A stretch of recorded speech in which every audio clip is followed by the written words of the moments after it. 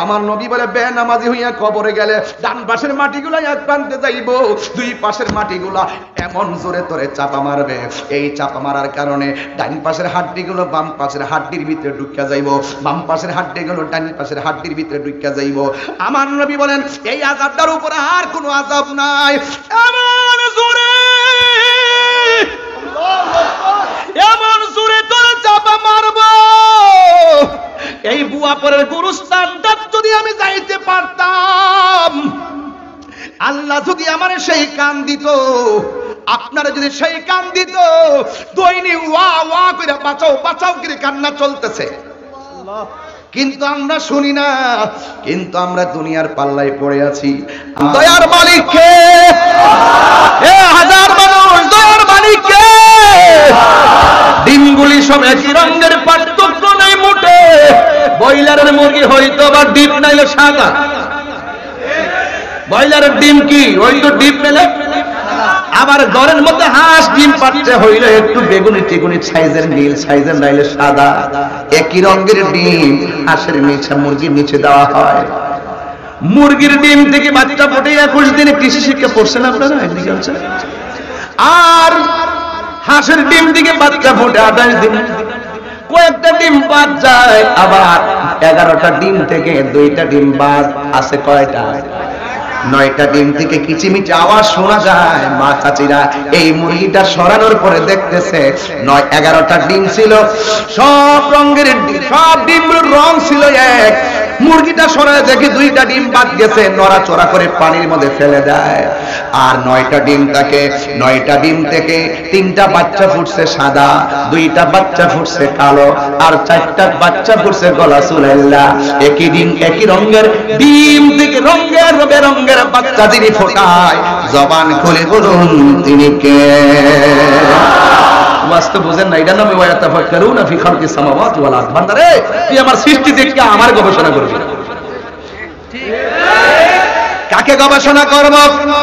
তাহলে একই রঙের একটা জিব্বা থেকে রঙের বেরঙের স্বাদ অনুভব করাই কে?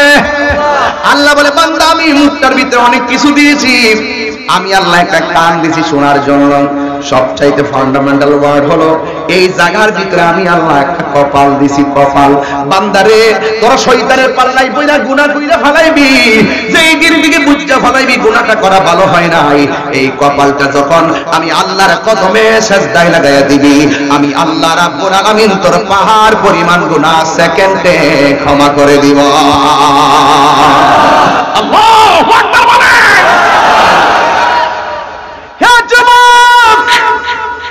এই জায়গাটা হলো কপাল। আল্লাহ ছাড়া এই কপাল দিয়ে কাউকে সিজদা করা যাবে না। সিজদা পাওয়ার মালিক কে? এই কপাল দিয়ে সিজদা দিলে আল্লাহর খুশি। আল্লাহ বলে ও বান্দা তুই যখন আমার কুদরতি কদমে সিজদা দেস, আমার আল্লাহ যখন ফেরেশতাদেরকে গর্ব করে ডাক দেখ, ফেরেশতারা দেখ দেখ দেখ রাতে ঘুমাই নাই। সুবহানাল্লাহ করে রে। রাতের বেলা সব মানুষ ঘুমায়, আমার পাগলটা ঘুমায় না। এই পাগলটা চোখের পানি ফালাইয়া ফালাইয়া জিকির করতেছে, আমার প্রেমের গান গাইতেছে। গাফুরুর রহিম নাম তোমার আল্লাহ হো আল্লাহ আল্লাহ। এইভাবে গান গাইবা, আর আমার আল্লাহ ফেরেশতাদেরকে বলবে ও ফেরেশতারা ডাক, আমার বান্দা ঘুমায় না। কুমকুম ইয়া হাবিবি কামতানাম, কুমকুম ইয়া হাবিবি কামতানাম, আশ-শামসু ওয়াল কমারু লা ইয়ানাম। উঠো উঠো হে বন্ধু, আর কত ঘুমাবে? চন্দ্র সূর্য ঘুমায় না, তুমি যে চাঁদের চেয়েও দামি, এই দামি মানুষটা দেখ সিজদায় পড়ে আছে, ওরা আমি আল্লাহরে দেখছেনি। ফেরেশতারা বলবে না দেখে নাই। ওরা আমার বেহেশত দেখছেনি, কয় না দেখে নাই। আল্লাহ ডাক দিয়ে কয় ফেরেশতারা তোরাই তো বলছিলি দুনিয়ার যেন মানুষটা পাঠায়, এই জন্য আমি পাঠাইছি। না দেখে আমার বান্দারা আমি আল্লাহর প্রেমে কেমন পাগল, এই জন্য তোরাও সাক্ষী থাক। আমার বান্দার চোখের পানি মিজানের পাল্লায় এমন ভাবে তুলে দিব, যার বদৌলতে তার ডান হাতে আমি আল্লাহ জান্নাতের টিকিট দিয়ে দিব। নীরব থাকেন, নীরব নীরব। জীবনে বহুত সময় চলে গেছে, এই সময়টা কাজে লাগান, কাজে লাগবে। আমিও তো একটা মানুষ, আমি তো পারি, যা খুশি দায়িত্ব করতে পারি। এরপর তো দায়িত্ববোধের জায়গা থেকে আমি একটা মেসেজ দিয়ে যাচ্ছি আপনাদের জন্য। এই জন্য আমার আল্লাহ রাব্বুল আলামিন বলেন, ইন্নাহু হুয়া ইউবদি ওয়া ইউঈদ, আমি আল্লাহ তোর শুরুর মালিক, আমি আল্লাহ তোর শেষের মালিক। শুরু করার পরে আমাদের ছোট মনির ভাই এমপি হয়ে গেছে, জীবনটা শুরু হওয়ার কারণে তাহেরি সাহেব বক্তা হয়ে গেছে, জীবনটা পাওয়ার পর আরেক ভাই চেয়ারম্যান হয়ে গেছে, জীবনটা পাওয়ার কারণে আর আমার পিসাবুদুর হয়ে গেছে, জীবনটা পাওয়ার পর আবার কেউ আমেরিকা প্রবাসী হয়ে গেছে। আল্লাহ রাব্বুল আলামিন বলেন, এই জীবনটা আমি আল্লাহ একটা থাবা দিয়ে শেষ করে দিব, ওই থাবার নাম হলো মৃত্যু। জোরে কোন কি? কাইফা তাকফুরুনা বিল্লাহি ওয়া কুনতুম আমওয়াতান ফাআহইয়াকুম সুম্মা ইউমীতুকুম সুম্মা ইউহয়ীকুম সুম্মা ইলাইহি তুরজাউন। আল্লাহ রাব্বুল আলামিন বলেন, হে বান্দারা, তোমরা কিভাবে আমি রবকে অস্বীকার করছো? তুমি ছিলে মুর্দা, অথচ আমি আল্লাহ তোমার জীবন দিয়েছি। প্রথমে এক ফোঁটা পানি, তারপরে রক্ত, তারপরে গোশত হাড্ডি দিয়া তোর বডিটা বানাইয়া ভিতরে একটা রূহ দিলাম, একটাই কারণ, ওয়া নাহনু আকরাবু ইলাইহি মিন হাবলিল ওয়ারিদ। আমি তোর সারবি থাকবো, তুই জবান দিয়ে আমি আল্লাহর ওয়াহদানিয়তের স্বীকারোক্তি দিবি। এই জন্য আল্লাহ রাব্বুল আলামিন বলেন, আমি তোরে জীবন দিলাম। এখন জীবন দেওয়ার পরে কেউ টিনের ঘরের মালিক, কথা বলেন না কেন? জীবন দেওয়ার পরে কেউ বিল্ডিং ঘরের মালিক, জীবন পাওয়ার পরে কেউ মাটির ঘরের মালিক, কেউ 10 লাখ টাকার মালিক, কেউ 20 লাখ টাকার মালিক। কিন্তু যুবক ভাইয়েরা আমার, জীবনটা দেওয়ার পরে আমি এত কিছুর মালিক হলাম, সব মালিকানা বন্ধ হয়ে যাবে মরণ নামক খাবার কারণে। কথা বলেন ঠিক কিনা? আরে বাবা, দাদার কথা মনে করেন না, নানার কথা মনে করেন না, চলে গেছে তো, আর আসবে? আর আসবে? আপনি তো মনে করছেন এটা কি জমিন নাকি মাঠ? এই জমিনের মালিকটা কই? 2-3 জন না? আপনিও আছেন? আপনার জমিন? আচ্ছা আচ্ছা, আপনার জমিন না? কেডা কইছে? বাজারে পাওয়া লাগছে না। সভাপতি শুয়ের মাথাটা যে জায়গায় পড়বে, এই জায়গার মালিক সভাপতি না, সভাপতির দাগ নম্বরের মালিক। কিসের মালিক? পরে জায়গা পড়ে রে জমিন,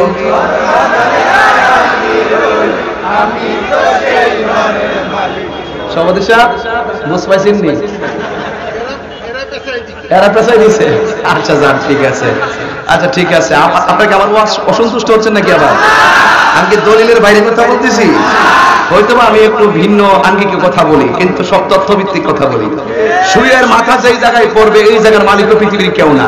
এই জন্য মাটি বিক্রি হয় না। যদি মাটি বিক্রি হইতো, ওই কোর্ট একজন আরেকজনের মামলা করলে কইলে, বাজান আমি এই মাটির মালিক, এই যে এঁটেল মাটি, কোর্ট যায় কইলে আমি এঁটেল মাটির মালিক, আমার জমিনের মাটির রং এমন, ওখানে দাগ নম্বর দেখালে কাজ হয়। কথা কোন ঠিক না বেঠিক? যদি কেউ আমি এঁটেল মাটির মালিক, দোআঁশ মাটির মালিক, বেলে মাটির মালিক, পলি মাটির মালিক, হ্যাঁ চলবে? উপরের মাটি, আরে কত নিচে যে কত মাটি আল্লাহ বানায় রাখছে। মাটির উপরে যত নিয়ামত আছে, সবচাইতে বড় নিয়ামত মাটির নিচে। আর বাংলাদেশের ভাগ্য বলো, বাংলাদেশের ভাগ্য বলো কেমন জানেননি? বাংলাদেশের ভাগ্যটা এতই ভালো, এখানে বলি আল্লাহ দেশ তো, গত কয়েকদিন আগে সিলেটে তেলের খনি পাওয়া গেছে। জোরে কোনো মারহাবা, জোরে কোনো মারহাবা। এটা কি সাধারণ জিনিসটা কি? আর আমরা ব্রাহ্মণবাড়িয়া তো আসি, ওই সার কারখানা জান না ব্রাহ্মণবাড়িয়া, তাপ বিদ্যুৎ কেন্দ্র জান না ব্রাহ্মণবাড়িয়া, ওই যে দেখেন না গ্যাস ব্রাহ্মণবাড়িয়া। মোটামুটি ভালো অবস্থানে আছি। কথা বলেন ঠিক না বেটে? তাহলে এটা কিন্তু আল্লাহর নিয়ামত। এটা কি আল্লাহর নিয়ামত? এই সারা বিশ্বটার ভিতরে মাটির নিচে, মাটির উপরে যত নিয়ামত আল্লাহ দেখতেছেন, আপনারা দেখতেছেন, এর চাইতে কোটি নিয়ামত হলো মাটির নিচে। জোরে বলেন সুবহানাল্লাহ। নাকি নাকি বিপদ হয়? এই মাটির নিচে সব নিয়ামত। এই জন্য বলেন না পরের কষ্ট হবে নাকি বললে আবার সকালবেলা নিয়ে ইউটিউব উল্টা পাল্টা ছেড়া দিয়েন না। আমার গেলে আপনারা কম করছেন না। পরে আমি আমার ধৈর্যের মাধ্যমে ভালোবাসা দিয়ে এই পর্যন্ত আগায় আসছি। কথা কোন ঠিক না? আমি পিছনে তাকাইছি না, আমি সামনে তাকাইছি। কথা কোন ঠিক না বেরি? আমি পাবলিককে একটা কথাই বলছি যে দেখো আমি ছোট হইতে পারি, আমি কালো হইতে পারি, চিকন হইতে পারি, আমি গরিব হইতে পারি, আমি তো একটা মানুষ, আমাকে তুচ্ছ তাচ্ছিল্য করো না। আর যদি তুচ্ছ তাচ্ছিল্য করেই থাকো তবে একটা কথা নোট করে রাখো, তুমি যদি আমাকে সাধারণ মানুষ মনে করে তুচ্ছ তাচ্ছিল্য করো, সৃষ্টি নিয়ে কখনো অবজ্ঞা করা যায় না। হোক সে বোবা, হোক সে কালো, হোক সে খাটো, হোক সে লম্বা, তাকে কোনো তিরস্কার করা যাবে না। এই চেহারা ডিজাইনার একজন জবান খুলে কন্তেরি কে? তুমি আমাকে যত তুচ্ছ মনে করে আমাকে ছোট মনে করতে পারো, কিন্তু আমি বারবার বুঝাইছি আমি ছোট হয়ে নগণ্য হতে পারি, আমি নিকৃষ্ট হতে পারি, কিন্তু মনে রেখো আমাকে ছোট হিসেবে ঘৃণা করো না।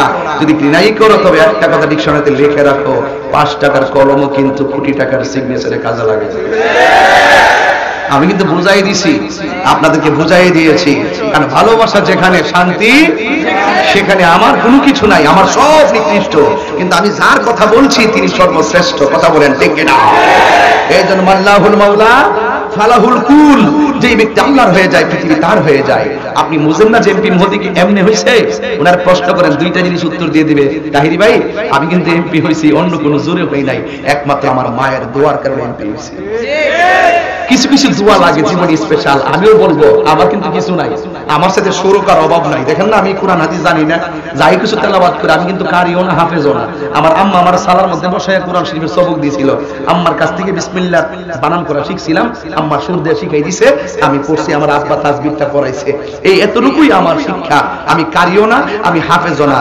আল্লাহর রহমতে যখন তেলাওয়াত করি মানুষে মনে করে আমি হাফেজ হই। 7 বছর নামাজ পড়াইছি, পরে 3 বছর পরে আর মনে করছে আমি যে হাফেজ না, 3 বছর পরে যাইয়া ধরা হয়েছে। ঠিক না বেটে? আমি কই নাই যে আমি হাফেজ, কিন্তু ওরা মনে করতো যে আমি হাফেজ। কথা কোন ঠিক নেই? এরপরে তো মানুষ হিসেবে ভুল হতেই পারে। তাইলে আমি একটা কথাই বলতে চাই, এই জমিনের মালিক কে? আমরা পাঠাইছে কে? একটু কোন না, তাহলে শান্তি লাগবো। পরের জায়গা পরের জমিন, আমি তো সে ঘরের মালিক নয়, বলো পরের জায়গা পরের জমিন,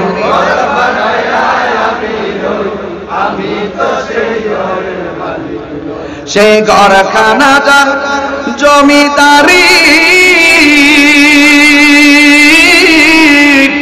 আমি পাই না তাহার হুকুম জারি, সে ঘরখানা যার জমিদারি, আমি পাই না তাহার হুকুম জারি, আমি পাই না জমিদারের দেখা, আমি পাই না জমিদারের দেখা, মনের দুঃখ কারে কই? ঠিক নয়, বলো পরের জায়গা পরের জমিন,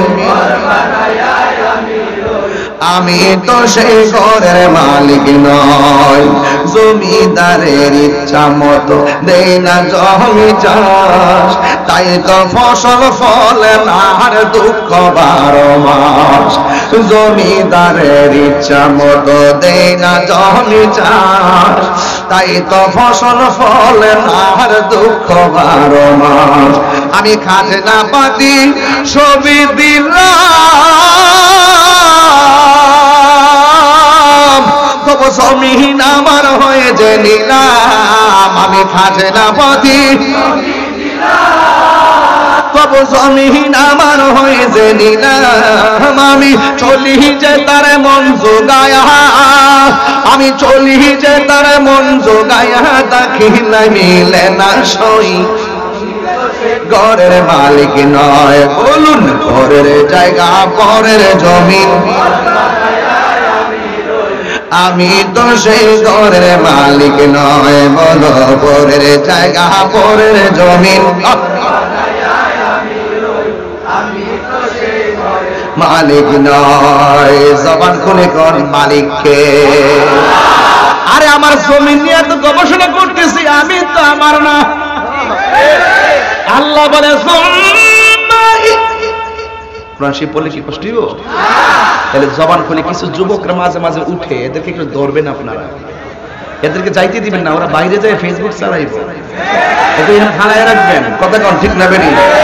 মুরব্বীরা উঠলে ছেড়ে দিবেন। কথা বলেন ঠিক কিনা? আর ইমার্জেন্সি কোনো প্রবলেম হইলে তো এক আঙ্গুল দেখাইলে চলবো, সমস্যা নেই। আমি বুঝবো, আমি তো কঠিন না, আমার আদালত তো কঠিন না, আমি আগে ভালোবাসি তারপরে শাসন করি। দেখছেন না এই 50 মিনিট কিচ্ছু বলি নাই, এখন কিন্তু বলা শুরু করছি। কিন্তু এখন সামনের সময় কিন্তু খুব কঠিন আসতেছে, কিন্তু একদম মনোযোগ হয়ে শুনতে হবে। আজকে থেকে ওয়াদা করে যেতে হবে, মিনিমাম কয়েক হাজার মানুষ নামাজের ওয়াদা করে যেতে হবে। আরে হাত তুলে বলো ঠিক কি না বলো। ওয়াজ শুনতে শুনতে আল্লাহু আকবার, নারে রিসালাত ইয়া রাসূলুল্লাহ, আহলুস সুন্নাত ওয়াল জামাত জিন্দাবাদ জিন্দাবাদ, আল্লামা পীর উদ্দিন কৃষ্ণ তাহিরি সাহেবের আগমন শুভেচ্ছা স্বাগতম। এতে কি কইলো এখন স্টেজে উঠছে 1 ঘন্টা 16 মিনিট হইছে, ওয়াক্তের বেলা আগমন। তুমি তো আমার পুরো হার রাত আটকে খেতে ব্যবস্থা করছো, এই সমস্ত স্লোগান দিও না। তাহলে আমরা এমপির মধ্যে কিন্তু যাওয়ার সুযোগ আমরা পাইতাম না। আমি আর কিছুক্ষণ সামনে যাওয়ার পর ওয়াজ শেষ করবো ইনশাআল্লাহ।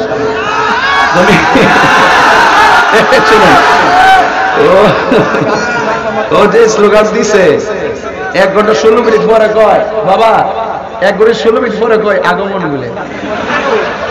আর কই না এটা গেলে ভাবলে সুযোগ পাইলে।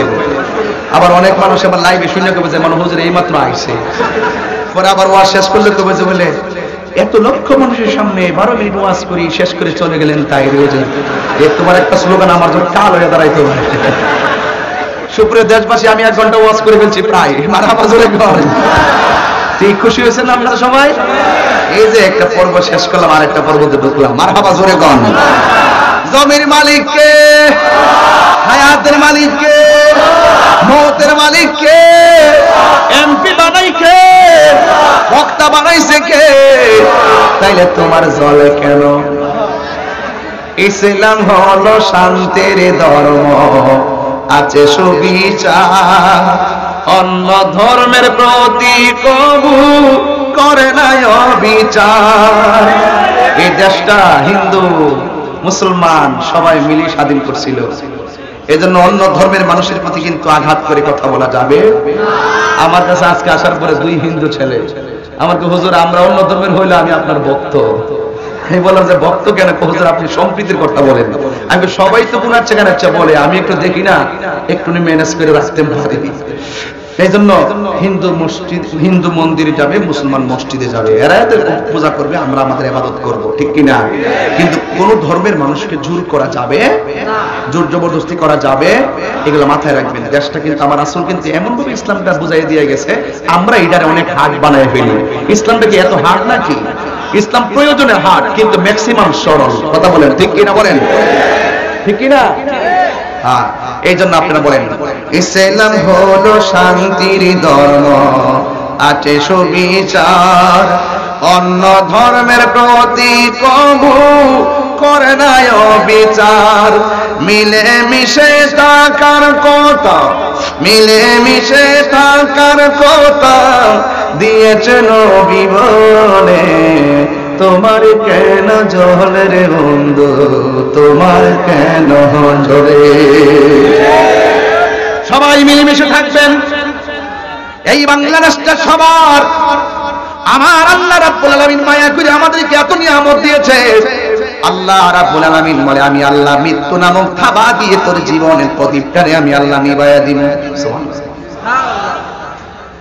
মরে যাওয়ার পরে কেউ বাজারে চলে যাবে, সুন্দর করে একটা সাদা কাপড় নিয়ে আসবে, লাল নীল কাপড়, হলুদ কাপড়, কত কাপড় দেখছি, কিন্তু সাদা কাপড় দিয়া কেন কাপড়ের কাপড় পরানো হয়? এই কথা কোন মৌলবী ওয়াজের মধ্যে কয় না। কয় আম পাতা, জাম পাতা, বড়ি পাতা, কত পাতা আছে, সব মাপলে কথাগুলা বলি ব্রেইন ওয়াশ করার জন্য। আম পাতা, জাম পাতা, বড়ি পাতা, কত পাতা আছে, কোন পাতা দিয়া গরম জল করা হয় না। মৃত্যুর সময় বড়ই পাতার গরম জল কেন করা হয়? এই কথা দিয়ে কোন মৌলবী ওয়াজে কয় না।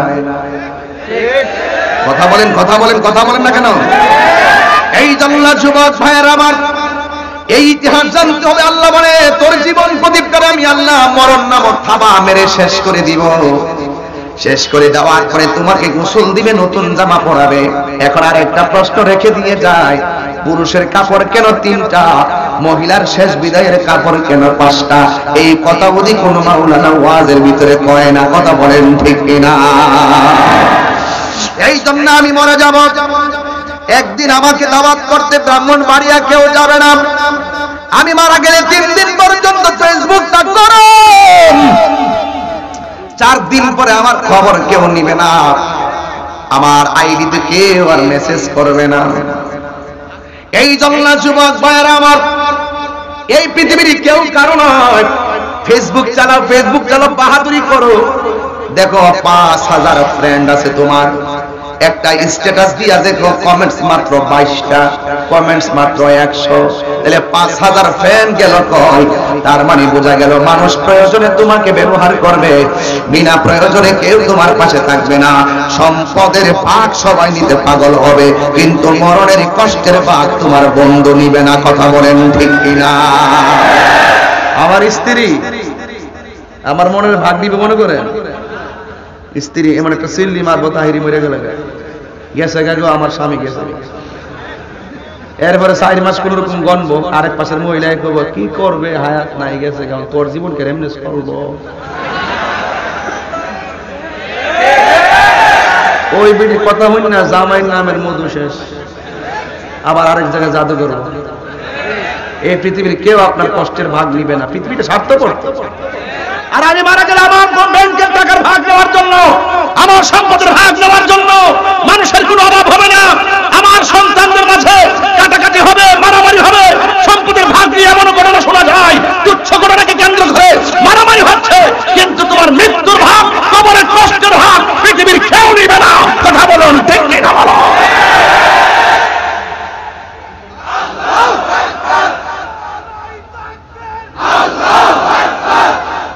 এর মুখদার কিছু হয় না, হ্যাঁ নারায় তাকবীর কইয়া শেষ, নারায় রিসালাত কইলে কি গুণ হইব? বেহুদ। লা ইলাহা ইল্লাল্লাহ মুহাম্মাদুর। আপনি আল্লাহর স্লোগানটা দিয়েছেন, নবীর স্লোগানটা দিতেন না? এটা কত হইল? আমরা কোন জায়গা নিয়ে ঠেয়াই দিছি দুনিয়াটা, আর কোন আওয়াজ তো নাই। হ্যাঁ, কোথায় নিয়ে ঢুকাই দিলাম দিন এই মজলিসটারে? নারায়ে তাকবীর আর নাই। নারে রিসালাত তো বলবেন, কথা কোন ঠিক কিনা? এখানে আমার নাম থাকবে, এমপি মহোদয়ের নাম থাকবে, চেয়ারম্যান সাহেবের নাম থাকবে, ওসি মহোদয়ের নাম থাকবে, এলাকার বক্তাদের নাম থাকবে, তাহিরির নাম থাকবে, জাহিরির নাম থাকবে, বাতিনির নাম থাকবে। আর যার নামের উপরে আলোচনা চলবো, শুধু একজনের স্লোগান থাকবো, ওই নবীর স্লোগান থাকবে না। এটার মধ্যে মনে হয় কিছুটা শূন্যতা। আজকে থেকে মনে থাকবো, এইগুলা নিয়ে হুজুররা ভাগ করছে। পাবলিক এই সমস্ত ভাগের মধ্যে পড়বেন না, পাবলিকে ওইটার মধ্যে পড়বেন যেটা আপনার বিবেকে সাড়া দেয়। আপনি কি মনে করেন নারে রিসালাত বললে গুনাহ হবে? কথা কোন গুনাহ হবে? দিবেন লা ইলাহা ইল্লাল্লাহ মুহাম্মাদুর। একটা হলো ওয়াহদানিয়াতের স্লোগান, আর একটা হলো রিসালাতের স্লোগান। কথা বলেন ঠিক কিনা? রাগ করেন না। দেখো জিকির তোর তুই করতেছস, জিকির তোর ওয়াজের শুরুতে কইছি, আজ করুনি আজ করু মাস করুনি ওয়ালা তাক করুন। ওয়াজটা শান্তি মতো কত দিকটা বোঝা দিতেছে। এখানে কিছু ফুলাবান ঢুকছে উল্টা পাল্টা না, হ্যাঁ বালা কথা কইছে। জিকির হবে কার? একজনের জবান করে কোন তিনি কে?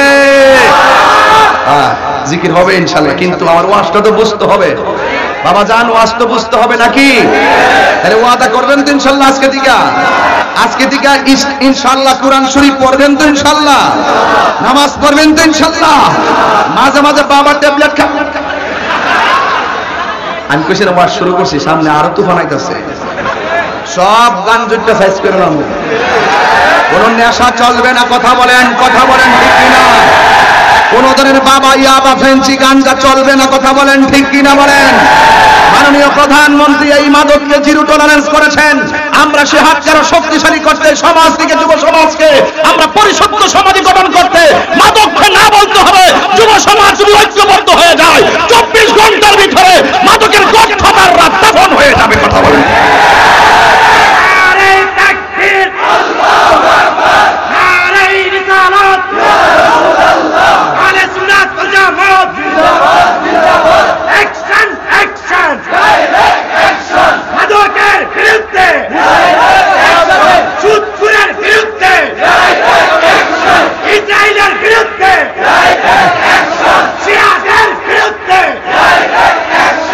ভাইয়ের আমার, কষ্ট পাইছেন আপনারা? এগুলো কিন্তু সামাজিক কথা। এই কথাগুলো লাগবে আমার যুব সমাজের হাতে। বাবা ট্যাবলেট মানায় না, এদের হাতে আবার ট্যাবলেট মানায় না, এদের হাতে ফেন্সি মানায় না, ওদের হাতে সভ্যতার কালি আর সভ্যতার কাগজ নিয়ে একটি প্রেমের ইতিহাস রচনা করবে, যে ইতিহাস তাকে আজীবন পর্যন্ত অভদ্র থেকে ভদ্র সমাজে পরিণত করে তার নামটি আল্লাহর বান্দা থেকে আল্লাহর বন্ধুর খাতায় উঠে যাবে। কথা বলেন? রাগ করছেন না তো কেউ? গুসা করছেন না তো কেউ? আপনার কি রাগ করতেছেন মনে হচ্ছে? আর একটু সামনে যান, বুঝবেন। বলেন, জীবন প্রদীপ নিভে যাবে, আর মৌতের মালিক কে? আল্লাহ বলছেন ওয়া ইউমিতুকুম, অতঃপর তোমাদেরকে মৃত্যুবরণ করতে হবে, এরপরে আমি আল্লাহ তোমাদেরকে পাঠাইছি সুম্মা ইলাইহি তুরজাউন, অতঃপর আমি আল্লাহ তোরে পাঠাইলাম, আমি আল্লাহর কাছে তোমাকে ফিরে আসতে হবে। আমি যখন আল্লাহর কাছে ফিরে যাব তখন আমার দুইটা অবস্থা হবে, হয়তো ইয়েস অর নট, হয়তো জান্নাত নাইলে জাহান্নাম, হয়তো আমি পাপী নাইলে আমি নেকি। দুইটা কন্ডিশনের উপরে যারা যারা পরিমাণ হিসাব গ্রহণ আমার আল্লাহ করবেন। আমার আল্লাহ বলেন ফামাইয়ামাল خيرا يره ومن يعمل مثقال ذرة شرا يره। আমার বন্ধুরা, মাটির উপরে সুদ খাইয়া, মাটির উপরে ঘুষ খাইয়া, মাটির উপরে জিনা কইরা, মাটির উপরে মায়ের বুকে লাথি মাইরা, মাটির উপরে নবীর বিরুদ্ধে কথা বইলা, মাটির উপরে ওলি আল্লাহর বিরুদ্ধে কথা বইলা, মাটির উপরে থাইকা কোরআনের বিরুদ্ধে কথা বইলা, মাটির উপরে থাইকা ইসলামের বিরুদ্ধে কথা বইলা, মাটির উপরে থাইকা আল্লাহর বিরুদ্ধে কথা বইলা, মাটির নিচে গিয়ে জান্নাতের বিছানা পাওয়া যাবে না। কথা বলেন ঠিক কিনা? পচা বীজ মাটির নিচে দিলে গাছ যেমন ওঠে না, ইন্নাকা লা তাজনি মিনাশ শাওকিল ইনাব, আঙ্গুরের গাছ থেকে যেমন করে কাঁঠালের আশা করা যায় না, মাটির উপরে দুই নম্বরই কইরা জান্নাতের বিছানা কবরে পাওয়া যাবে না। কথা বলেন ঠিক কিনা? এই জন্য আল্লাহ বলছেন আমি আল্লাহ তোরে মরণ দিব। এই মরণটা দুইটা ধরন, একটা হলো বাচ্চার মতো ঘুমায়া যাবে, আর একটা মরণ হলো আজরাইলকে দেখলেই তার হাড়টির রগগুলা টাস টাস করে ছিঁড়ে যাবে, গায়ের রগগুলা টাস টাস করে ছিঁড়ে যাবে। এমন একটা তুফান আসবে, নার্গিস টর্নেডো আইলা, ভূমিকম্প আইলে বাড়িঘর যেমন করে নড়াচড়া করে, বিল্ডিং ধসে পড়ে যায়। আজরাইল নামক থাবা যখন তোমারে মারবে, গায়ের ভিতরে যত জোড়া আছে শক্ত শক্ত জোড়ার ভিতরে কম্পন তৈরি হয়ে যাবে। আর তোমার গায়ের ভিতরে যেমন করে সুনামি আসলে নদীর পানি উপরে উঠে যায় আর সীমানা থাকে না, ঠিক এমন আজরাইলের থাবা মারনে গায়ের তাজা রক্তগুলো সেকেন্ডের ভিতরে পানি হয়ে যাবে।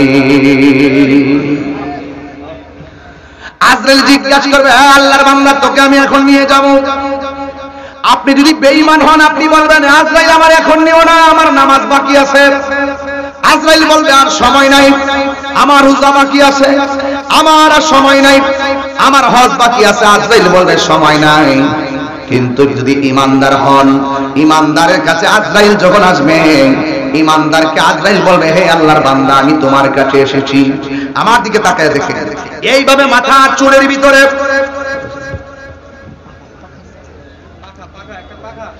এইভাবে মাথার উপরে আজরাইল তার 5টা আঙ্গুল দিয়ে এইভাবে মাথার চুলগুলো আশ্রাইবে। সুবহানাল্লাহ বলবেন না? ইমানদারের মাথার চুলের ভিতরে এমন ভাবে আশ্রাইবে, আশ্রানোর পরে ইমানদার একটা গুম গুম ভাব আসবে। নাতি যখন নানার মাথার মধ্যে চুল আশ্রায় তখন গুম গুম লাগে, পিঠের মধ্যে খাইজে দিলে বড় গুম গুম লাগে। আজরাইল ইমানদারের কাছে আইসা আজরাইলের আঙ্গুল দিয়া মাথার চুলের মধ্যে এইভাবে আশ্রাইয়া দিবে, আর কানের কাছে মুখটা লাগাইয়া বলবে হে আল্লাহর বান্দা আমি এসেছি, আপনার রূহটা একটু করে নিয়ে যাব, সময় হয়ে যাচ্ছে। ইমানদার বলবে আর দেরি করবেন না, এই দুনিয়া আমার ভালো লাগে না। ও যুবক ভাইয়ের আমার, दुनिया के लिए आखिरत बर्बाद ना करो, किसी इंसान को खुश करने के लिए अल्लाह को नाराज ना करो। दुनिया दुनिया কইরা আখিরাতকে বরবাদ করা যাবে না। দুনিয়ার কোন মানুষকে খুশি করতে যাইয়া আল্লাহকে বেজার করা যাবে না। এই জন্য ইমানদাররা সব সময় মরণের জন্য প্রস্তুত থাকে। ইমানদাররা দুনিয়াটারে জেলখানা মনে করে। ইমানদার বলবে হে আজরাইল আমার আর দেরি করি না, এই দুনিয়া আমার ভালো লাগে না, এই দুনিয়ার মোহ আমার ভালো লাগে না। ও আজরাইল আমি অপেক্ষা করছিলাম তুমি কখন আসবা? আমার রূহটা লইয়া যাও, আমি আমার আল্লাহর দিদারের জন্য মনটা পাগল পাগল হইয়া রইছে। যেই মাত্র আজরাইল তার রূহটা নেওয়ার জন্য তার মাঝে হাতটা বাড়ায় বলবে, আল্লাহর বান্দা আমি তোমার রূহটা মুখ দিয়ে নিতাম চাই, কই দিতাম না, কই কেন? কই এই জবান দিয়ে আল্লাহর জিকির করতে করতে আমি দুনিয়া থেকে বিদায় হতে চাই, তাইলে তোমার কান দিয়ে আমি নিয়ে যাব। কই না না না, আপনজন আমাকে তালকিন দিবে, আপনজন আমার কানের কাছে কালিমা পড়বে, আমি নিজের কান দিয়ে কালিমাটা শুননা জবান দিয়ে পড়তে চাই, তাইলে তোমার চোখ দিয়ে আমি রূহটা নিতে চাই। ইমানদার বলবে, না না, এই চোখ দিয়ে রূহ নিতে দিতাম না, এই চোখ দিয়ে আমি আমার নবীর দিকটা দিকটা মৃত্যু হতে চাই। এই চোখ দিয়ে আমি নবীর দেখা শেষ বিদায় হতে চাই। এবার আপনারা জবান খুলে কোন, এটা কি ইমানদারের গায়ের জোর না ইমানের জোর? ইমানের জোরের কাছে আজরাইল কিছু না। আল্লাহর ডাক দিয়া বলবে, আল্লাহ তোমার বান্দা তো মুখ দিয়া রূহ নিতে দেয় না, কান দিয়া রূহ নিতে দেয় না, চোখ দিয়া রূহ নিতে দেয় না। আল্লাহ বলে, হে আজরাইল, তোমার হাতের তালুর ভিতরে আমি আল্লাহর ইসমে জাতের নামটা লেখো, আল্লাহ। এই আল্লাহ নামটা লেখা তুমি তার কাছে যাও। আজরাইলের হাতের তালুর মধ্যে আল্লাহ নামটা লেখা ইমানদারের কাছে এই বুয়া পরে পাঠাইতে পারে, অথবা কাটাইলেও পাঠাইতে পারে, টাঙ্গাইলেও পাঠাইতে পারে। যেখানে ইমানদার হবে সেখানেই প্রেমের খেলা হবে। কথা বলেন ঠিক কিনা? এবার আজরাইলকে আল্লাহ বলছে, তোমার হাতের তালুর মধ্যে আমি আল্লাহর নামটা লেখা তুমি যাও। আর আজরাইলে আল্লাহ নামটা লেখা ইমানদারের বাড়িতে রওনা দিল।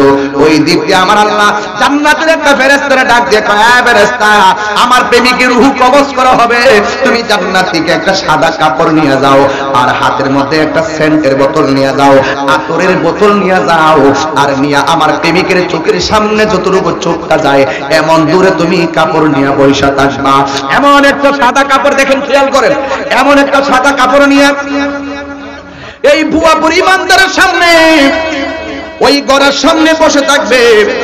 এমন ভাবে যখন বসে থাকবে, এবার আজরাইলের রূহটা কবজ করার ব্যাপার আল্লাহ বলছেন, এ ফেরেশতা, তুমি জান্নাতের কাপড় নিয়ে যাইবা। ইমানদারের রূহটা কবজ করার পর এই রূহটার তোমার কাপড়ের মধ্যে বাইন্ডিং কইরা ফালাইবা। জুরে কন্যা সুবহানাল্লাহ। এবার এইভাবে বাইন্ডিং করবে, মানুষের দেহটারে বাইন্ডিং করার জন্য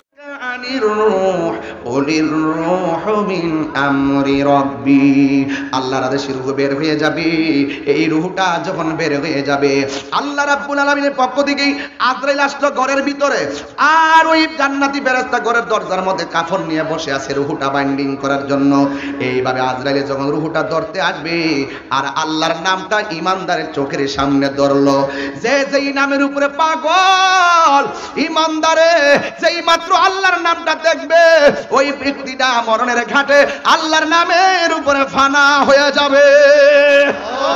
আল্লাহ বলেন, হে আজরাইল, এই মুহূর্তে তুমি রূহটা কবজ করে নাও। ছোট্ট বাচ্চা মায়ের স্তন থেকে যেমন করে ঘুমায়া যায়, এমন ভাবে ইমানদার ঘুমায়া যাবে, ইমানদার ঘুমায়া যাবে। আজরাইল আলাইহিস সালাম রূহটাকে বের করে নিয়ে যাবে।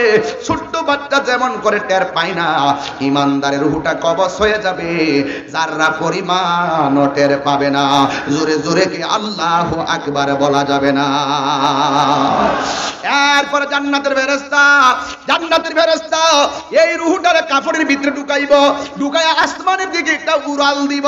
আপনারা কি চান না আপনার রূহটা জান্নাতের ফেরেশতা বাইন্ডিং করুক? এইভাবে বডিটার ভিতর দিকে রূহটারে বাইন্ডিং করে আসমানে উড়াল দিব। প্রথম আকাশে যাওয়ার পরে প্রথম আকাশের ফেরেশতা বলবে, হ্যাঁ ফেরেশতা, তুমি যাওয়ার সময় এত সুঘ্রাণ ছিল না, হঠাৎ করে কেন তোমার মাঝে এত সুঘ্রাণ দেখা যায়? ফেরেশতা বলবে, ফেরেশতা, আমার ঘ্রাণ কেন আসছে জানোনি?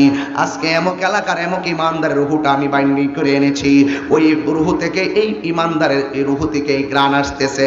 সাথে সাথে ইমানদারকে ওই আসমানি ফেরেশতা সালাম দিবে, দ্বিতীয় আসমানে গেলে সালাম দিবে, তৃতীয় আসমানে গেলে সালাম দিবে, চতুর্থ আসমানে গেলে সালাম দিবে, পঞ্চম আসমানে গেলে সালাম দিবে, ষষ্ঠ আকাশে গেলে সালাম দিবে, সপ্তম আকাশে গেলে সালাম দিবে। এমন ভাবে সালাম দেওয়ার পরে আল্লাহ রাব্বুল আলামিন বলবে, ফেরেশতার সামনে যাইস না, আমি আল্লাহ এই ইমানদারের রূহটাকে রাখার জন্য আমি আল্লাহ একটা বাড়ি বানায়া দিব। এই আওয়াজে মানি না, জোরে কর না সুবহানাল্লাহ কর না। কি বানায়া দিব? বাড়ি বানায় দিব কোরআন শরীফের ভাষা।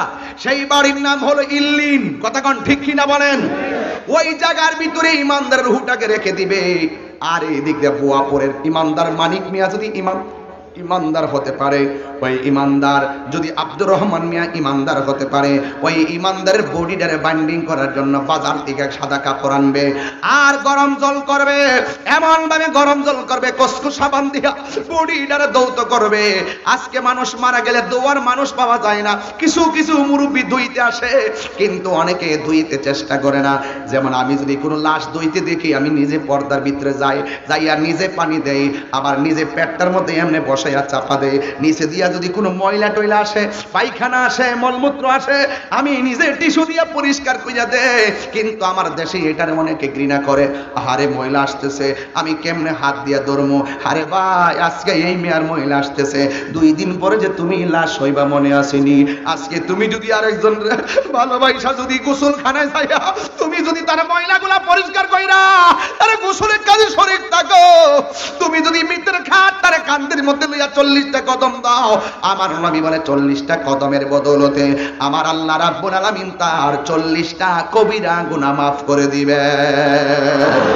কেহ লইল আতর লোবান, কেহ লইবে জল, কেহ লইল বড়ই পাতার নয়ন জলে বুক বাসেরে কান্দে হায় হায় রে সবাই হায় হায় রে। মা কান্দে বাবা কান্দে কান্দে আপনজন, মা কান্দে বাবা কান্দে কান্দে আপনজন, কান্দিয়া কান্দিয়া জনম বিদায় তোমায় দিবে রে, কান্দে হায় হায় রে সবাই হায় রে। একটা জবানও বন্ধ রাখবেন না, না জানি কোন দিন বাসের জারের বাসা আমার জন্য রেডি হয়ে যায়, না জানি কোন দিন বুয়াপুরের সাদা কাপড় আমার জন্য রেডি হইয়া যায়। এই মুহূর্তে আমি যদি টান দিয়ে স্ট্রোক করে মারা যাই, আমাদের এমপি ভাই বলবে তাড়াতাড়ি যাইয়া লাশবাহী গাড়িটা লইয়া তাহির সাহেবের বাড়িতে পাঠাইতে হবে। এই কথা আর তিনি বলবেন না, বলবে লাশটারে বাড়িতে পাঠাইতে হবে। আমার ফ্রিজবাহী গাড়িটা আমার বাড়িতে যাওয়ার পর সবাই বলবে লাশটা রাত্রে বেলা ঘরে ঢুকাইস না, ঘরের সামনে লাশটারে রাখ, আমার সামনে একটা চাটারির মধ্যে শোয়াইয়া দিব, আমারে নিতর দেহটা শক্ত হইয়া পইরা থাকব, মানুষ একের পর এক আমারে দেখতে আসবে। রাতের বেলা আমারে দেখতে আইসা সারা রাত কেউ অপেক্ষা করবে না, কেউ ঘুমের ঠান্ডায় বাড়িতে চলে যাবে, কেউ ব্যস্ততায় চলে যাবে। মানুষ আইব রে এক নজর দেখিতে, মানুষ আইব রে দেহ খাঁচার ও চিনি পাখি, বলুন দেহ খাঁচার উইরা যেদিন যাইব রে এক নজর দেখিতে, মানুষ আইব রে। কেউ কারো কবর আপন হবে না। এই জন্য আমার আল্লাহকে বান্দারে, আমি আল্লাহ তোরে মায়া কিরা বানাইছি, মিনহা খলাকনাকুম, আমি আল্লাহ তোরে মাটি থেকে বানাইছি, ওয়া মিনহা ওয়া ফিহা নুঈদুকুম, এই মাটিতেই তোকে দাফন করা হবে, ওয়া মিনহা নুখরিজুকুম তারাতান উখরা, এই মাটি থেকেই উলম্ব অবস্থায় একটা ময়দানে একদিন উঠবা, ওই ময়দানের নাম হলো হাসরের ময়দান। আমার নবী বলেন যারা বেনামাজি হইয়া কবরের মধ্যে যাইব এদের অবস্থা ভয়াবহ হবে। আমার নবী কয় জাননি, আমি যখন মেরাজের মধ্যে গেছি আমার আল্লাহ অনেক আযাব দেখাইছে, আমার আল্লাহ অনেক গজব দেখাইছে, কিন্তু আমি দেখলাম সব আযাবের ভিতরে কবর আযাবটা হলো সবচাইতে ভয়াবহ। এই কবর আযাবটা বড় কঠিন লাগছে। আর কবরে যত আযাব আছে সব আযাবের মধ্যে একটা আযাব বড় ভয়ঙ্কর, এই আযাবটা বেনামাজিরে আল্লাহ দিব। এখন প্রশ্ন হলো হুজুর ও দয়াল নবী গো, এই আযাবটা আবার কোনটা? আমার নবী বলে বেনামাজি হইয়া কবরে গেলে ডান পাশের মাটিগুলো এক প্রান্তে যাবে, বাম পাশের মাটিগুলো আরেক প্রান্তে যাবে। আল্লাহু আকবার কয়টা কেন? বাম পাশের মাটিগুলো এক প্রান্তে যাবে, ডান পাশের মাটিগুলো এক প্রান্তে যাবে। ও আমার বুয়াপুরের মা, ও আমার বিরামদির মা, রঙের গুড়া দৌড়ানো শেষ হইছিনি, একবার কি ভাবেন না আপনার বিয়ের আগে গায়ে হলুদ হইছে, মরণের পরে একটা গোসল হবে? আপনি কি জানেন না বিয়ের পরে একটা গাড়ি দিয়ে আসছেন? আপনি কি এটাও বুঝেন না মরার পরে একটা পালকিতে উঠবেন? আপনি কি এটা বুঝেন না মরার বিয়ের সময় আপনার সাথে অনেক বরযাত্রী ছিল, কিন্তু মরার পরে আপনার জন্য একটা যাত্রী আসবে জানাজা দেওয়ার জন্য? আপনি কি এটা জানেন না পাশের ঘরে একটা ছোট্ট রুমে ঢুকাই দিছে আপনারে? এটাও কি বুঝেন না মরার পরে এমন একটা ঘরের মধ্যে ঢুকাইয়া দিব? এই জন্য আসল নায়ক হইল অন্ধকার কবর। কথা বলেন ঠিক কিনা? একটু মিলে দেখেন ঘটনাটা কি। মাথা যদি ঠিক থাকে তাহিরি কথা উড়াইয়া ফেলে দেওয়ার মতো একটা রাস্তাও নাই। যেই কোনো মুহূর্তে আজকে মরে গেলেই তো আমার কথাগুলোর আনুষ্ঠানিকতা শুরু হয়ে যাবে। কথা বলেন ঠিক কিনা? এই জন্য আমার যুবক এমন ভাবে তারে মরণ গোসল টোসল দিব। গত কয়েকদিন আগে রবিউল আউয়াল মাসে আমি গেলাম চট্টগ্রাম আমির ভান্ডার দরবারে। যাওয়ার পরে একটা হিন্দু আমার কাছে কালিমা পড়া মুসলমান হয়েছে। পাইছেন না? পান নাই? আমি সব মাহফিলে কথাটা বলি, এমন ভাবে আমরা গোসল দিয়া টিয়া বিদায় হয়ে যাবে। যদি প্রশ্ন করি ভাই তুমি কেন মুসলমান হয়েছো, একটা মেয়ে হিন্দু থেকে মুসলমান হয়েছিল। এই মেয়েটা বলছিল আমি হিন্দু থেকে মুসলমান হয়েছি একটা কারণে, আমার আম্মার যখন পুরাইতে নিছে, আমার আম্মার বডি পৃথিবীতে কেউ দেখে নাই। আমার আম্মা অনেক অনেক পর্দা করে চলতো, হিন্দু হলেও পর্দা করে চলতো। আমার আম্মা খুব হিসাব করে চলতো, বাহিরের মানুষ আমার আম্মার পিঠ দেখে নাই। কিন্তু আমার আম্মা যখন মারা গেল, মারা যাওয়ার পরে বাবা আমি দেখলাম লাকড়ির উপরে মারে শোয়াইলো। মারে যখন আগুনটা লাগাইয়া দিল, বডির কাপড়টা পুড়ে গেল, চোখের পলকে বডিটা ওপেন হয়ে গেল। আবার উপর দিকটা লাকড়ি দিয়া যখন পাটা বাঁকা হয়ে গেছে, লাঠি দিয়া বাইরে আমার আম্মার পাটা সোজা করছে। ওই সময় যখন আমার মার দৃশ্যটা দেখলাম, মুসলমানদের বিদায়ের আনুষ্ঠানিকতা মনে হয়ে গেল। মুসলমানরা কত মায়া কইরা তারে গোসল দেয়, নাক দিয়া যেন পানি না ঢুকে তুলা ঢুকাইয়া দেয়, কান দিয়া যেন পানি না ঢুকে তুলা ঢুকাইয়া দেয়, সাবান দিয়া কত সুন্দর করে গোসল দেয়, আবার সুন্দর জামা কাপড় পরে কি সুন্দর করে কবরে নেয়, লাফ মেরা ফালায় না আস্তে করে নিয়ে কবরে শোয়া দেয়। আবার মাটি চাপা দেয় না, উপর দিক দিয়া বাঁশ গোলা দেয়, আবার চাটি গোলা দেয়, যেন ফাঁক দিয়া কোনো মাটি তার বডির উপরে না মরে। এমন মায়া মায়া রে মায়া, এত সুন্দর মায়া। আমি যে মুসলমান হয়েছি ওয়াদের শুরুতে কইয়া গেছি, আল্লাহ আমরারে কত মায়া করছে। আমরা যে কোরআনটা পাইছি আল্লাহ কত মায়া করছে। আমরা যে নবীরে পাইছি উইদাউট অ্যাপ্লিকেশন এন ইল্লা রিসালা, বিনা দরখাস্তে আমরা যে নবীর উম্মত হতে পেরেছি। আমরা যে কত মায়া কইরা আল্লাহ আমরারে বানাইছে। বন্ধুরে বন্ধুরে, আমার নবী বলে বেনামাজি হইয়া কবরে গেলে ডান পাশের মাটিগুলা এক প্রান্তে যাইব, দুই পাশের মাটিগুলা এমন জোরে তোরে চাপা মারবে। এই চাপা মারার কারণে ডান পাশের হাড্ডিগুলো বাম পাশের হাড্ডির ভিতরে ঢুকিয়া যাইব, বাম পাশের হাড্ডিগুলো ডান পাশের হাড্ডির ভিতরে ঢুকিয়া যাইব। আমার নবী বলেন এই আযাবটার উপরে আর কোনো আযাব নাই। এমন জোরে এমন জোরে তোরে চাপা মারব, এই বুয়াপুরের গুরুস্থানটা যদি আমি যাইতে পারতাম, আল্লাহ যদি আমার সেই কান দিত, আপনারা যদি সেই কান দিত, দৈনিক ওয়া ওয়া করে বাঁচাও বাঁচাও করে কান্না চলতেছে, কিন্তু আমরা শুনি না। কিন্তু আমরা দুনিয়ার পাল্লায় পড়ে আছি। আমিও তো গত 4 বছর আগে আমার আব্বারে নিজের হাতে বালতি পুরাইয়া পানি নিয়া নিজে আমার আব্বারে গোসল দিছি, নিজে গোসল দিয়া নিজে কবরটার মধ্যে নামাইছি। আমার আব্বার আমি বিদায় করছি, না জানে কোন বাবাটা তার বাপের বিদায় করছে, না জানি কোন ভাইটা তার মারে বিদায় করছে। ওই বাপটা ঘরের মধ্যে নাই, এই বাপটা কিন্তু আমারে বোঝাইয়া দিয়ে গেছে, দেখলে দেখ ব্যস্ততে নামাজ ছুটতে গেলে কিন্তু নামাজটা আদায় করে নিবি। ওয়াজ মাহফিলে থাকস, গাড়িতে থাকস, মাঝে মাঝে ঘুমায় যাস, সুযোগ থাকার পানি থাকে না, এবং বিভিন্ন সময় বিভিন্ন নিরাপত্তাহীনতায় ভোগস, কিন্তু যখনই সুযোগ পাবি বাসায় এসে নামাজটা আদায় করবি। এই জন্য যুবক আমার এই আশার বাসার কথাগুলো এখন আর আমারে কেউ বলে না। আমি আমার আব্বারে 4 বছর আগে কবরের মধ্যে নামাই দিয়েছি। আমার নবী বলে দেখ রে, এই দুনিয়ার ভিতরে যারা মা বাপরে কষ্ট দিবি, দুনিয়ার ভিতরে তুই শাস্তি পাবি, মরার পরেও আবার শাস্তি পাবি, কবরের ভিতরেও শাস্তি পাবি। একটা মাত্র জায়গা, এই মা বাপরে কষ্ট দিলে দুনিয়া তো ভুগবে, আখিরাত তো ভুগবে। ও যুবক, আমি তোমারে কইয়া যাই, তাহিরি ওয়াজ যদি 1 মিনিটের জন্য ভালো লাগা থাকে, পায়ে দইরা দিয়া যায়। দুইটা মানুষে কোনোদিন চোখের পানি ফালায় কান্দায়ও না। যদি কান্দাও কবরে গেলে উপায় থাকবে না, মরণের ঘাটে উপায় থাকবে না। আমার নবী বলে, ও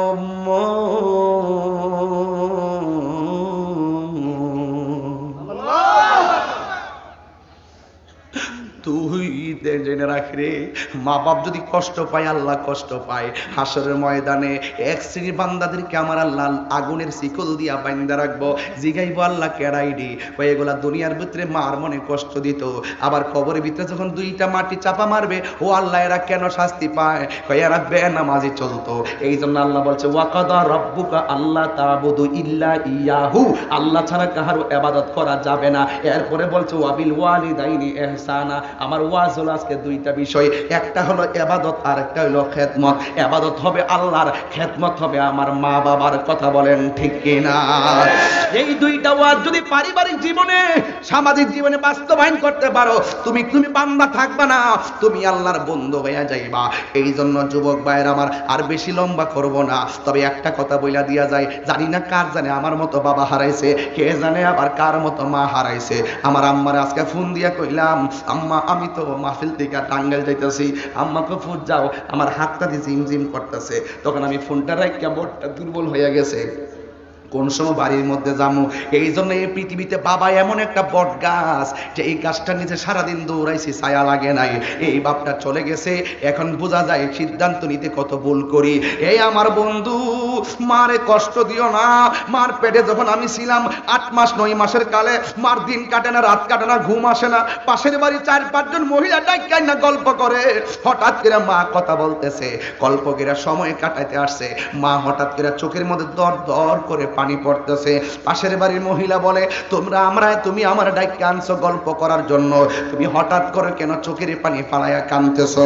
তখন মা সেই দিন বলছিল, ও প্রতিবেশী মা, ও প্রতিবেশী বোন, আমি কান্দি কেন জানোনি? তোমরা কি জানো না, আমার পেটের ভিতরে 8 মাসের বাচ্চা।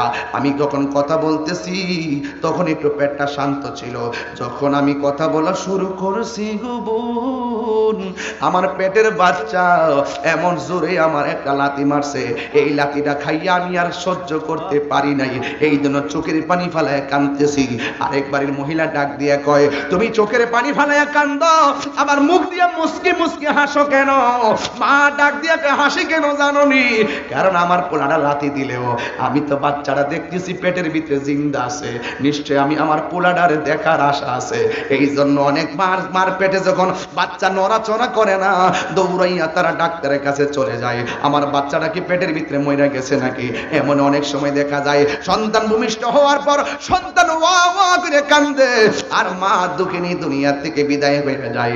এই জন্য আমার নবী, আপনার নবী বলেছেন, কোন মা যদি, কোন মহিলা যদি ডেলিভারির কেসে মারা যায়, ওই সময় যদি মহিলাটা মারা যায়, আমার আল্লাহ তার মর্যাদা এমন ভাবে বাড়ায়া দেয়, আমার আল্লাহ ওই মহিলাটারে ওই শহীদের মর্যাদা দান করে দেয়।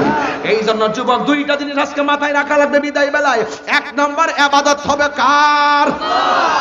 আরো জোরে বলো, আরো জোরে বলুন, ইবাদত হবে কার? আরো জোরে বলি কার? আর খেদমত হবে মা বাবার। বাবারে কোনোদিন কষ্ট দিয়ে, এই বুড়া বাপটা ফুটফুট করতে করতে, ফুটফুট তো বুঝতেন না, ছেলে আর কি, ফুটফুট করতে করতে জীবনটারে ফানি করে ফেলাইছে। এর এমন বেহুব বেডা, এর মাথার মধ্যে 1 মন 2 মন লোয়ার পরে, কষ্ট কইরা গাম জড়ার পরেও ঘরে আইসা লুঙ্গি দিয়েছে, একটা মুচ্ছা ঘরে ঢুকছে। সন্তানরে বুঝতে দেয় না আমি কষ্ট করছি, স্ত্রীকে বুঝতে দেয় না আমি কষ্ট করছি। একটা কথা মনে রাখবেন, পুরুষ কখনো পরিশ্রম করে ক্লান্ত হয় না, পুরুষ ক্লান্ত হয় পারিবারিক চাপ আর মানসিক অশান্তির কারণে। কথা বলে ঠিক না? আরে পুরুষকে একটু সাহস দেন, পুরুষকে একটু সাহস দেন। ওরা চ্যালেঞ্জ দিতে জানে, ওরা জীবনটা বিলাইয়ে দিবে সন্তানের জন্য, ওরা জীবনটা বিলাইয়ে দিবে স্ত্রীর জন্য, কিন্তু একটু সান্ত্বনা পানি চায়, তাকে ভুল বুঝলে তার কলিজাটা ফেটে যায়। কথা বলেন ঠিক না বেটে?